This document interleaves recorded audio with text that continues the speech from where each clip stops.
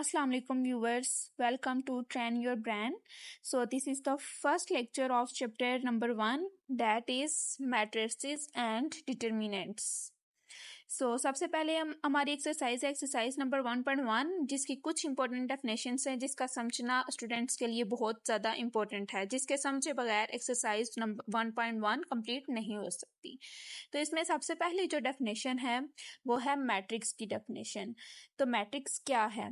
A matrix is an array of numbers.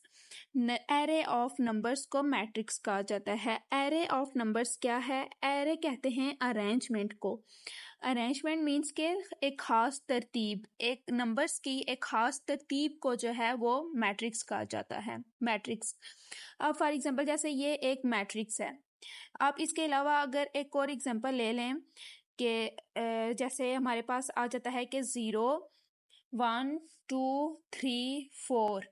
अब इन तमाम numbers को हम एक ख़ास तरतीब से लिखेंगे, जैसे 0 1 2 3 4 5।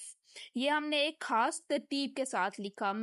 इसके बाद आ जाता है कि it is enclosed bye square brackets.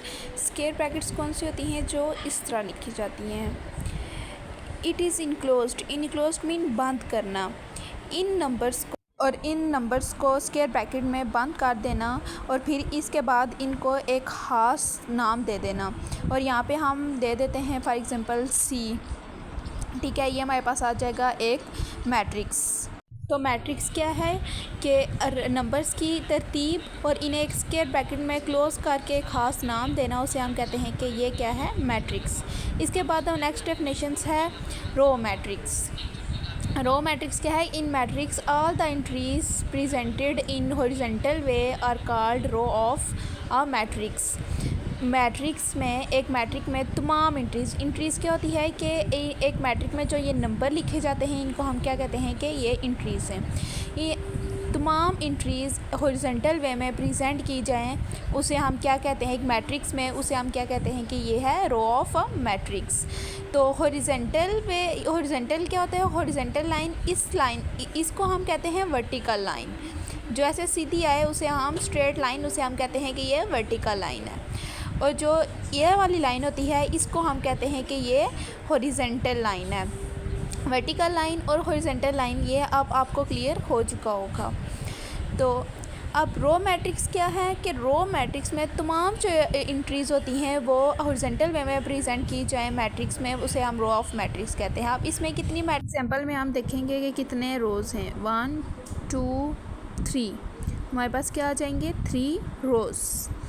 तो इस मैट्रिक में हमारे जो हॉरिजॉन्टल वे में प्रेजेंट हो उसे हम कहते हैं रो मैट्रिक्स। इसके बाद हमारे पास नेक्स्ट आ जाता है कॉलम मैट्रिक्स। कॉलम मैट्रिक्स क्या है कि in matrix all the entries presented in vertical way are called column of a matrix. कि तमाम एंट्रीज जो वर्टिकल वे में प्रेजेंट हों मैट्रिक्स में उसे हम क्या कहेंगे कि ये कॉलम मैट्रिक्स है। वर्टिकल कौन सी होती है? ये जो स्ट्रेट लाइन हो। अब इसमें हम देखते हैं कि कितनी, इस एग्जांपल में देखते हैं कि कितने हमारे पास कॉलम्स हैं। तो क्या है कि 1 2 3, इसमें हमारे पास 3 कॉलम्स आ जाएंगे।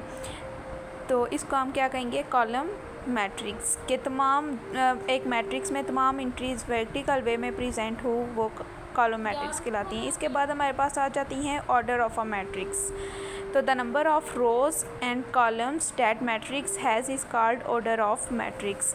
के ऑर्डर ऑफ मैट्रिक्स क्या है कि नंबर्स में मैट्रिक्स में जो है उसकी रोज़ और कॉलम्स की तादाद को बताया जाए उसे हम ऑर्डर ऑफ मैट्रिक्स कहते हैं। तो इनको लिखने का भी एक ख़ास मेथड है।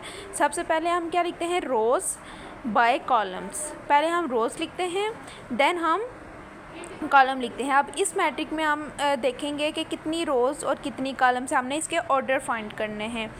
तो हमारे पास सबसे पहले, जैसे पहले भी बताया कि पहले रोज़ लिखते हैं और उसके बाद कॉलम्स लिखते हैं, रोज़ बाय कॉलम। तो इस मैट्रिक में हमने क्या करना है कि ऑर्डर बताने हैं। तो इसमें देखेंगे कि हमारे पास 2 रोज़ आ जाएंगी और 3 कॉलम्स आ जाएंगे। तो इसको हम कैसे लिखेंगे कि 2 बाय 3, इसको हम कहते हैं ऑर्डर ऑफ मैट्रिक्स। होपफुली कि आपको ये लेक्चर समझ आया होगा। जज़ाकल्लाह।